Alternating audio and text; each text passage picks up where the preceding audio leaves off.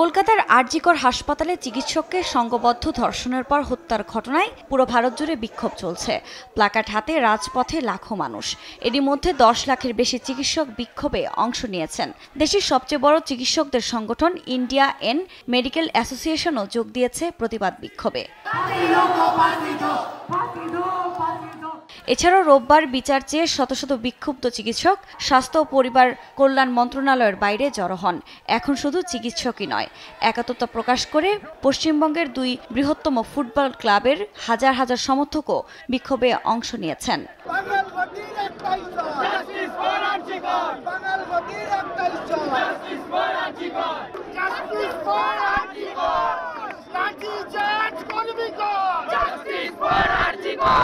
As a citizen of India, I am protesting against this heinous crime. It is happening everywhere, all across, but mostly in West Bengal.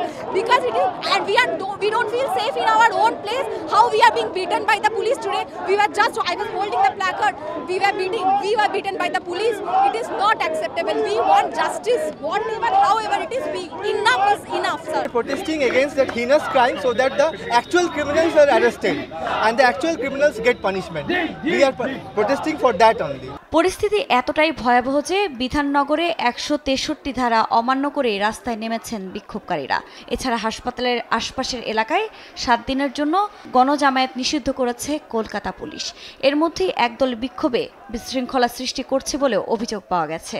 এ অবস্থায় রোববার east Bengal ও মোহনবাগানে বোমা হামলার পরিকল্পনার অভিযোগে 2 জনকে আটক করেছে পুলিশ। তাদের জিজ্ঞাসাবাদ চলছে বলেও জানানো হয়।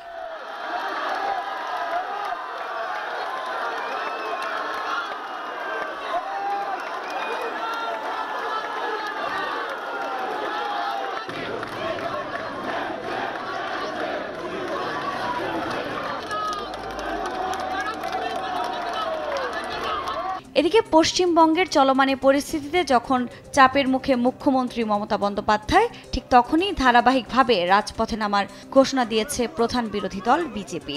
রোববার সপ্তাহব্যাপী কর্মসূচির ঘোষণা দেন বিজেপির রাজ্য সভাপতি সুকান্ত মজুমদার। একই সঙ্গে আরজিকর হাসপাতালে চিকিৎসককে ধর্ষণ এবং হত্যার ঘটনায় বিচার চেয়ে আগামী বৃহস্পতিবার স্বাস্থ্য ভবন ঘেরাও করার ডাক দিয়েছে বিজেপি। অন্যদিকে চলমান উত্তেজনার মধ্যেই স্বতঃপ্রণোদিত হয়ে মামলা নিয়েছেন দেশটির সুপ্রিম কোর্ট। মঙ্গলবার প্রধান বিচারপতির বেঞ্চ এই মামলা শুনবেন বলেও জানানো হয়। প্রধান বিচারপতির নেতৃত্বে 3 বিচারপতির বেঞ্চে চলতি সপ্তাহে মামলার শুনানির কথা রয়েছে। আফরিন মৌ, নিউজ ডেস্ক, দেশ টিভি।